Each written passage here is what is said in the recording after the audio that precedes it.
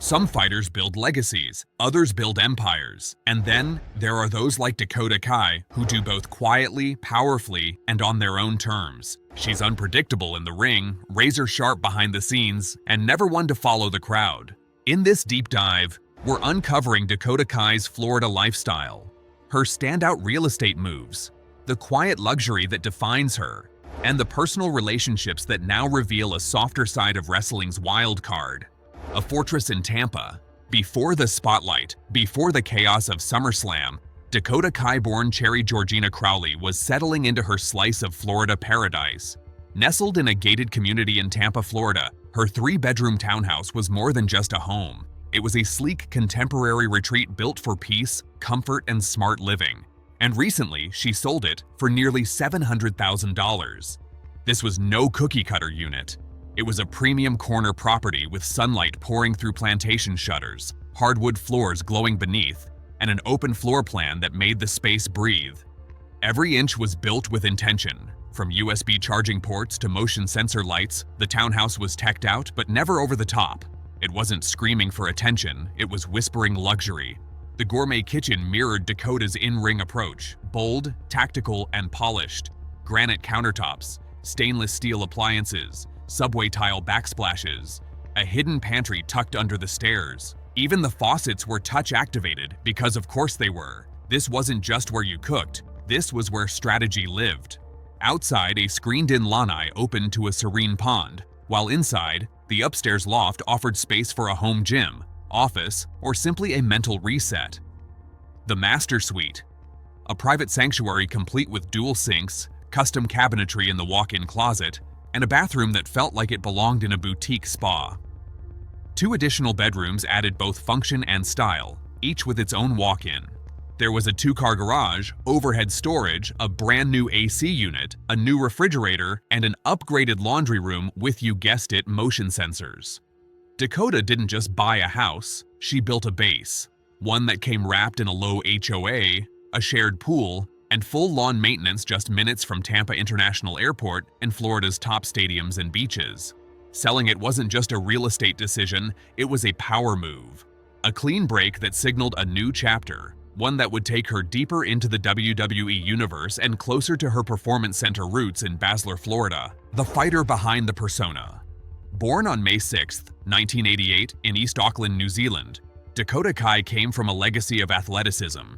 Her roots run from the rugby fields of her grandfather, Pat Crowley, a New Zealand All Blacks player in the 1940s, to the MMA cage of her sister Nyreen and the DJ booths of her brother. Athleticism wasn't just a trait, it was the family business. She made her wrestling debut in 2007 at just 19 years old under the ring name Evie, a nod to her love for Pokemon. But by October 14, 2015, she had already made waves strong enough to debut in NXT against Nia Jax. It wasn't until December 2016, though, that she officially signed with WWE and became Dakota Kai, blending Samoan heritage with tomboy attitude. The 2017 Mae Young Classic was a turning point. Dakota fought hard and made it to the quarterfinals. She didn't win, but she didn't need to. Her raw, fearless style made her unforgettable. From there, her rise was fast and steady. In 2018, she became the first New Zealand woman to compete at WrestleMania 34, and in 2019, her career-defining heel turn at NXT TakeOver, War Games changed everything. By betraying her best friend Tegan Knox with a brutal steel chair shot, Dakota stepped into her new identity cold-blooded, strategic, and unapologetic. Teaming up with Raquel Gonzalez, she made history again. The duo won the first-ever Women's Dusty Rhodes Tag Team Classic, then became the inaugural NXT Women's Tag Team Champions. When they reclaimed the belts later, Dakota joined the small circle of 2-time NXT champions. Then, in April 2022, her WWE contract was suddenly terminated. Speculation pointed to injury concerns and her hesitance to re-sign. But like any great story, she returned at SummerSlam 2022, this time with Bayley and Io Sky, forming the faction Damage CTRL and shaking the entire women's division to its core. She and Sky captured the WWE Women's Tag Team titles twice, including a groundbreaking win in Saudi Arabia, the first ever female title change in the country's history. But just as things peaked, she faced another setback. On May 17, 2023, Dakota tore her ACL during a SmackDown match. The injury forced her off-screen for months. She returned later that year at SummerSlam, standing ringside as Sky cashed in her Money in the Bank contract. Fast forward to 2025, she reached the finals of the inaugural WWE Women's Intercontinental Championship. It was a defining opportunity that barely slipped away. And in May 2025, WWE released her once again, but anyone who knows Dakota Kai knows she never stays down. She simply evolves. Net worth and business moves. Despite the injuries and exits, Dakota Kai has built a career that goes far beyond the squared circle. Her current net worth is estimated at $4 million, and that wealth didn't appear overnight. As a WWE Raw talent, she earned a base salary of around $200,000 per year. Major events like WrestleMania, SummerSlam, and Survivor Series brought additional bonuses that weren't always public but added up significantly. Merchandise also played a huge role. Whether it was her Damage CTRL-themed gear, t-shirts, or collectible items like action figures and mugs, Dakota Kai remained a fan favorite. Her name wasn't just a brand, it was a revenue engine. Every sale added to her royalty checks, building a consistent stream of passive income. And she didn't stop there. Streaming, gaming, and giving back. Dakota took her talents off the mat and into digital spaces. Under her Twitch alias Charlie Girl, she turned streaming into both a hobby and a mission. She played games, she built community, and most importantly, she gave back. In June 2020, she donated $1,515 from a single stream to the Trevor Project, an organization focused on crisis intervention and suicide prevention for LGBTQ+ youth. But it didn't stop there. By the end of that month, she had raised and donated over $10,000 to a range of charitable causes. In one case, she helped fund surgery for a fan's injured cat. In another, she supported youth education programs. Every stream had a purpose. Every dollar was accounted for. Fans knew exactly where their donations were going. Transparency wasn't a PR move for her, it was personal. During a 2020 stream, she even said it outright.